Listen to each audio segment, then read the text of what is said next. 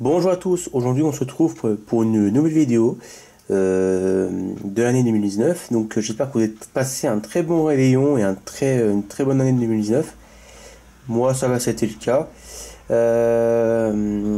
Aujourd'hui vidéo sur un BES que j'ai jamais présenté dans ma chaîne, qui est un BES Zemper.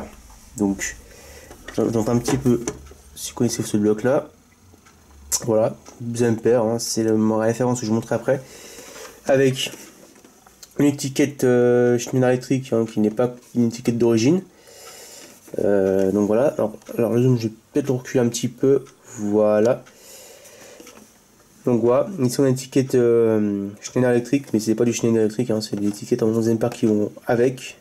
Je sais même pas qu'est-ce que c'est comme étiquette. Voilà, donc il est comme ça. Voilà, c'est taille comme ça et à l'arrière ça ressemble beaucoup comme ça. Voilà. Donc ici on a deux trous pour percer sur les murs. Ça et ça là.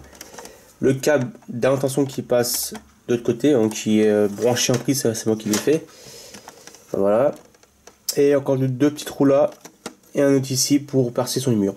Bah, au lieu de brancher ça, de le mettre sur la patate, c'est ce qui est plutôt pas mal parce que en fait quand la patate elle se démonte à moitié comme ça, bon après ça peut être le cas sur ce BLC, des fois on est en tendance de déboîter correctement, donc des fois pas gaffe, comme ce modèle là un petit peu, c'est un peu en défaut celui-là.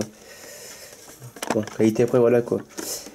Alors pourquoi ils l'ont désinstallé? Parce qu'en fait, je vais expliquer mon cas.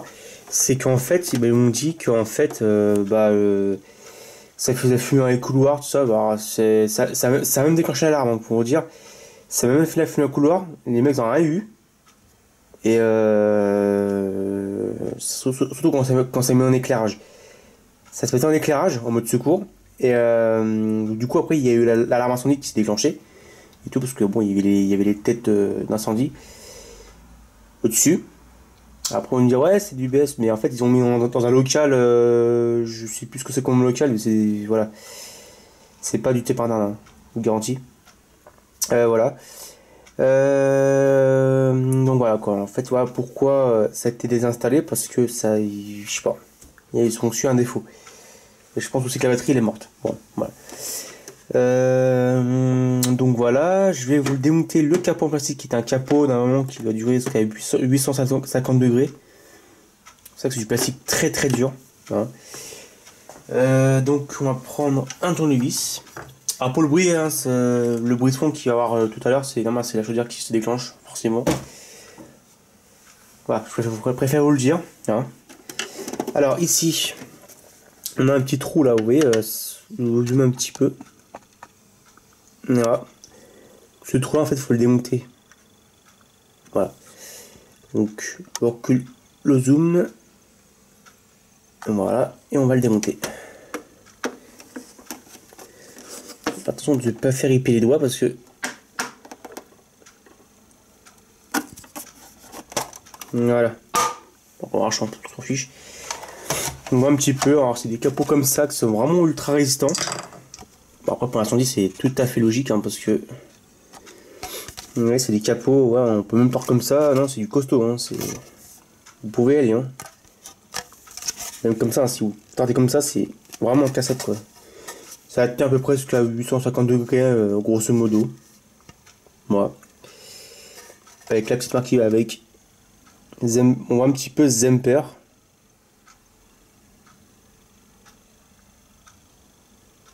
Voilà. Donc voilà un petit peu à l'intérieur. Voilà. Donc ici, on a les deux trous pour le mode éclairage, les 4 LED pour la fonction veilleuse de 130 volts. Donc la cote c'est un peu chou quand même, c'est des blocs assez bas de gamme, hein. Alors, quoique les nouveaux aujourd'hui sont un peu plus corrects qu'avant quand même. Et ici la marque, on a Zemper, BES d'évacuation de 130 volts à 40 MHz, c'est 22 ampères. Ça pour une autonomie de 1 heure, 50 lumens. Donc les lumens c'est les éclairages, donc c'est un taux d'éclairage en fait. Ouais, en BES, je vais peut-être voir aujourd'hui du 8 lumens et encore. IP42, K07, après IK04, et puis etc. etc. quoi. Voilà, comme tu dois trixer, c'est du NICD. Voilà. Batterie de 6 volts qui est à l'intérieur, apparemment. Voilà. Ouais. Donc j'ai enlevé parce qu'en fait ça sentait le cramer dans les couloirs. Voilà pourquoi l'enlever. Donc on revient à l'intérieur. Par contre pour l'intérieur, bah, normalement vous avez des trous ici. On voit un petit peu le trou ici. Juste là. Donc c'est ce que je vais faire. Je vais démonter le trou.